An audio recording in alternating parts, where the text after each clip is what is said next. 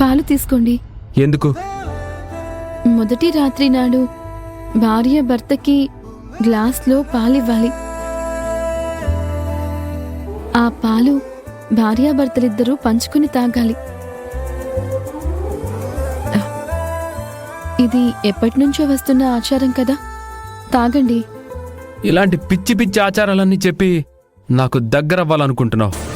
మనిద్దరి మధ్య ఎప్పటికీ కలవనంత దూరం ఉంది, ఎప్పటికీ దారివ్వనంత పెద్ద అడ్డుగోడుంది. ఆ విషయం నువ్వు మర్చిపోతున్నావు. దూరాలు దగ్గరవ్వటానికి, అడ్డంగా ఉన్న గోడలు కూలిపోవడానికి పెద్ద సమయం ఏమీ పట్టదండి. ఇలాంటి మాటలు ఇంకెక్కడైనా చెప్పుకో, నా దగ్గర కాదు. అవన్నీ తర్వాత మాట్లాడుకుందాం, కానీ ముందు ఈ పాలు తాగండి. నాకేం అవసరం లేదు, నాకు ఆకలిగా ఉంది. నేను ఫ్రూట్స్ తింటాను. అయ్యో, ఈరోజు మన ఉపవాసం. ఆ విషయం మర్చిపోయారా? మరి పాలు తాగమన్నావు? పాలు తాగడం అంటే వ్రతంలో భాగం, అందుకే తాగమన్నాను. అసలు ఈ మొదటి రాత్రికి ఆ వ్రతానికి సంబంధం ఏంటి? వ్రతంలో పెళ్లి జరిగినప్పుడు మొదటి రాత్రి కూడా జరగాలి కదా.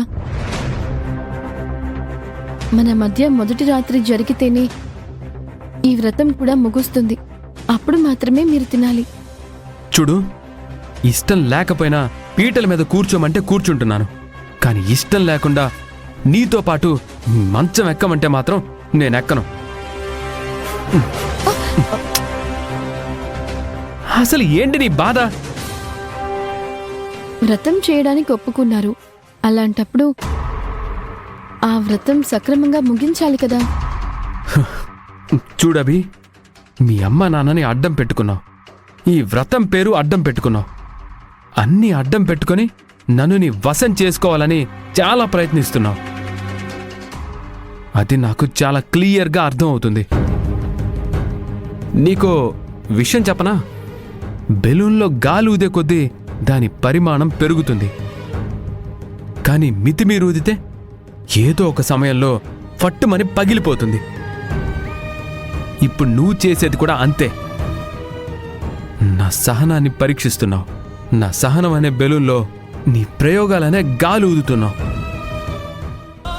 దీనివల్ల మన మధ్య సఖ్యత పెరుగుతుందని నువ్వు అనుకుంటున్నావు, కానీ మన మధ్య ఇంకా శత్రుత్వం పెరుగుతుందని నువ్వు అర్థం చేసుకోలేకపోతున్నావు. అలా కాదు రాహుల్ బాబు, నేను చెప్పేది ఒక్కసారి వినండి. చూడు, నిన్ను చూస్తూ ఉంటే నాకు అసహ్యంగా ఉంటుంది.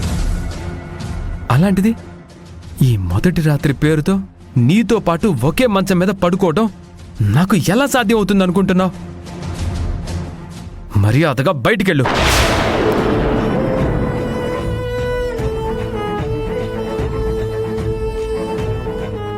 నేను బయటికి వెళ్తే మా అమ్మ నాన్న వాళ్ళు బాధపడతారు రాహుల్ బాబు. మీ అమ్మా నాన్న వాళ్ళ పేరు చెప్పి ఇప్పటి వరకు ఇబ్బంది పెట్టింది చాలు. మర్యాదగా బయటికి వెళ్తావా లేదా? అది కాదు రాహుల్ బాబు, ఒక్కసారి మా వాళ్ళ గురించి ఆలోచించండి. సారీ, ఇంకా నేను మీ వాళ్ళ గురించి ఆలోచిస్తూ నువ్వు చేసే పిచ్చి పనులన్నిటికీ తలాడిస్తూ కూర్చోలేను. మర్యాదగా బయటికి వెళ్ళు. వెళ్ళమంటుంటే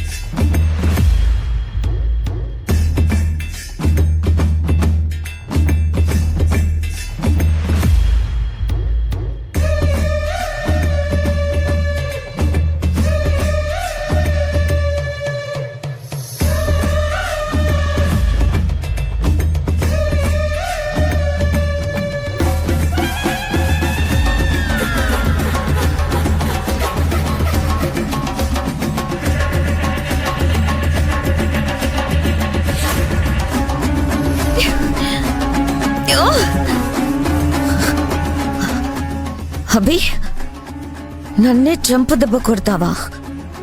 నా మీదే నీ ఆధిపత్యం చూపించడానికి ట్రై చేస్తావా?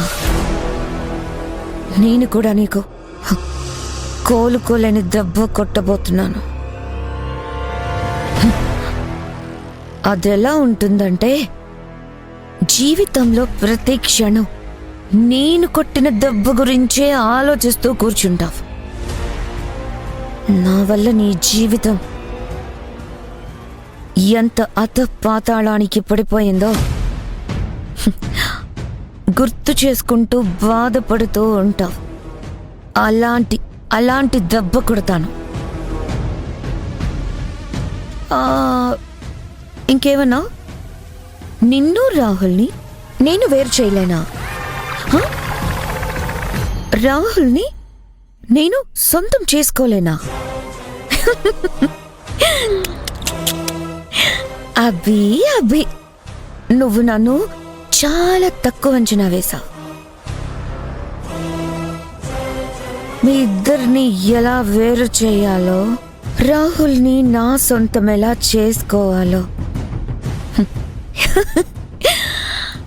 నాకు బాగా తెలుసు.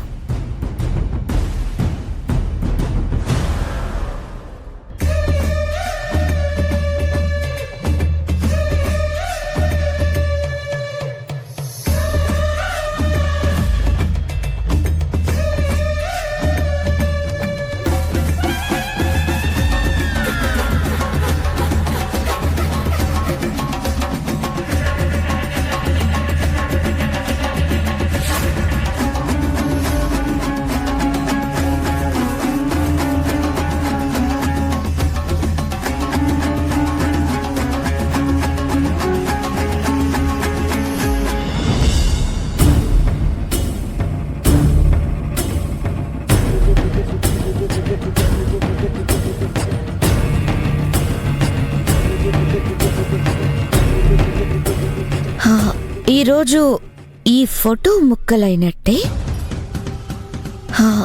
రేపు మీ ఇద్దరి మధ్య ఉన్న బంధం కూడా ముక్కలవుతుంది. చూస్తూ ఉండు.